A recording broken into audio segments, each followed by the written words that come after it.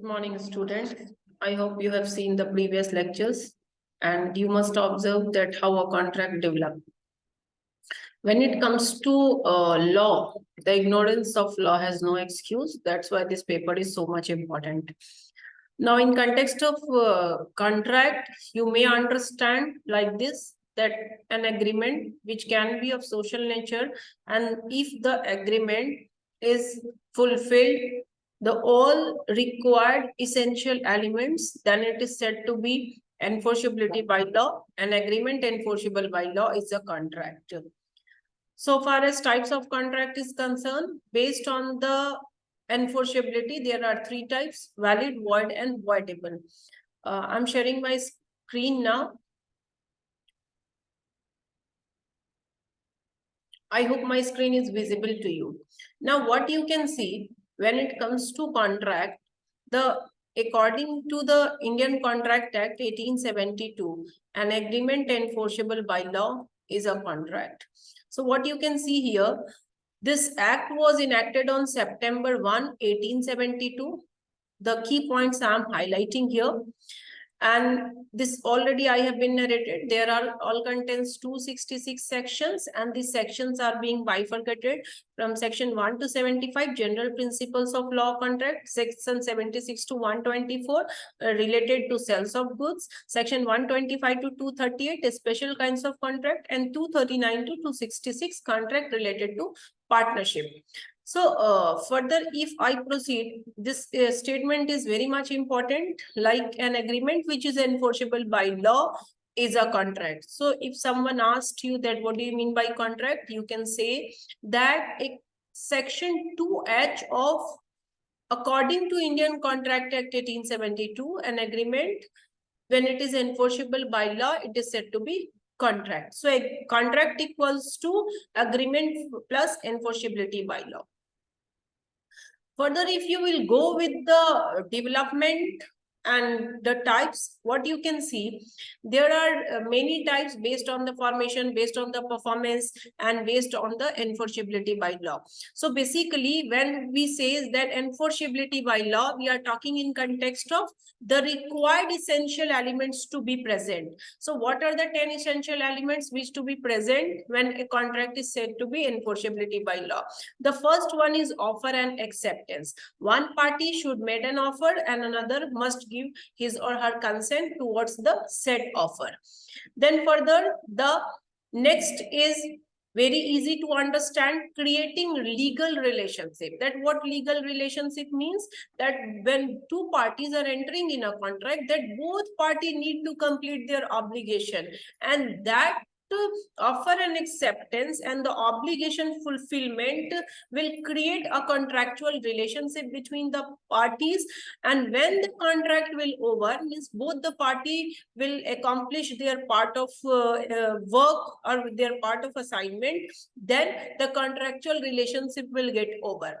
Now, I would quote an example here. If you went to market to purchase a pen, in the case, the ownership of the pen has been transferred to you and you have paid the price. In the case, contractual relationship between you and the another party is over. Further, if any problem occurs, then only the parties will look into the remedies. Otherwise, the contractual relationship between the parties is over now. The next is lawful consideration. Lawful consideration means the whatever you are giving in return, like money. The money means price. You are paying price for any of the product, goods, and services. That consideration needs to be lawful.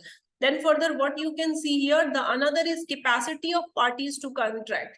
Capacity of parties to contract means the party must be eligible to enter in a contract. The competency of the party is important to enter in a contract. If party is not competent, means to say someone is lunatic, someone is insolvent, in all cases, the party cannot be entered in to the contract and the party is not eligible to enter in the contract. Further, what you can see, free and genuine consent. Free and genuine consent means the consent of the party must be received, that their own willingness to enter in the contract, not the force was given, not by the coercion, not by the other ways was used to make the party convinced or make the party agree. So the party's consent needs to be free and genuine. The next is what you can see, lawful object. Lawful object, the simple example you can use here, like if you want to sell the mobile phone which was theft, someone has theft or stolen the mobile phone and he or she wants to sell that product to someone else. In the case the product is or the goods is not lawful, the object is not considered as lawful object there. Possibility of performance. Possibility of performance means what? You need to accept or you need to offer those acts which are actually in condition to perform. If you are considering someone or asking someone that I'll bring the moon to you, I'll sell the moon to you, in this case the performance is not possible. Then completion of legal formalities means what? That all required information, whether it is spoken or written, that all need to be complete before formation of a contract. Reason being that if you will be looking for any remedies in future in case of non-completion, this formality will help you out to get your side of remedies. Then certainty of meaning. If I say that someone is selling the tea, then there are many kinds of tea. If someone is entering to sell the oil, then which kind of oil, what will be the quantity of oil, that all need to be certain. Then agreement not expressly declared void. Under this there are certain circumstances, like you can see here, that those things which are not declared to be void, I'll explain you that what this void meaning, and further these all, if you will not go through, there is not many importance or keep much importance for this.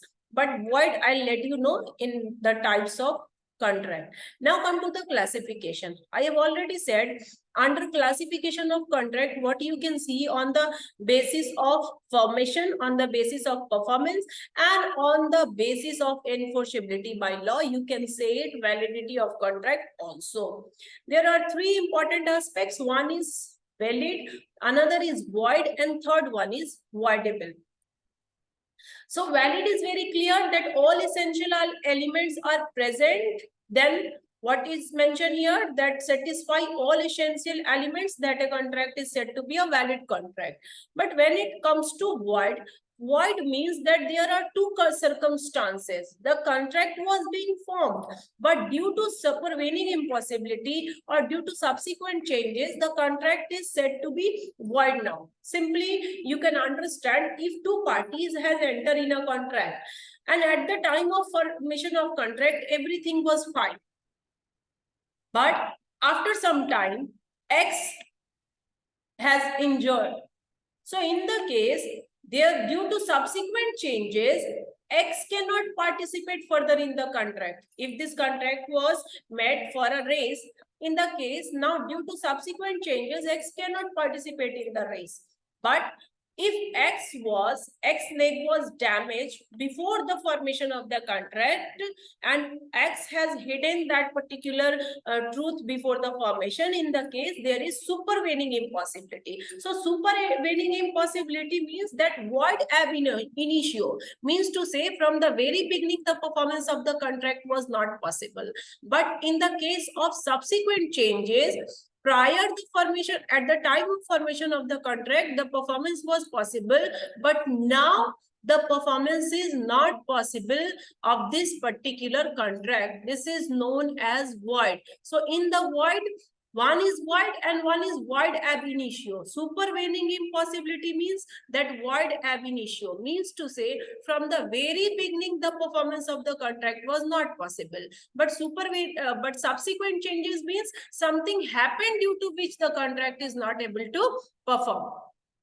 Now come to the voidable contract. Voidable is also an option before the party, whether to accept, whether to reject.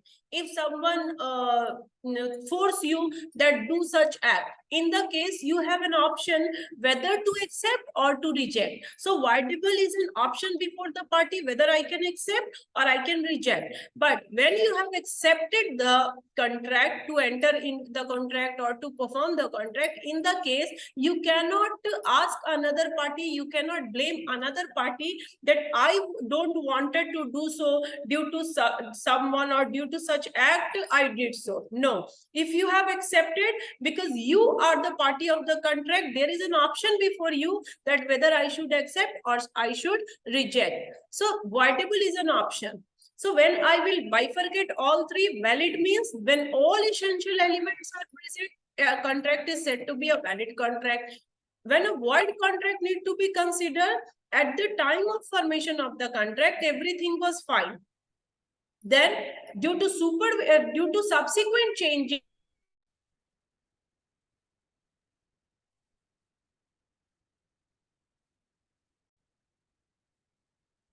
so due to supervening impossibility or due to subsequent changes, a contract is said to be void.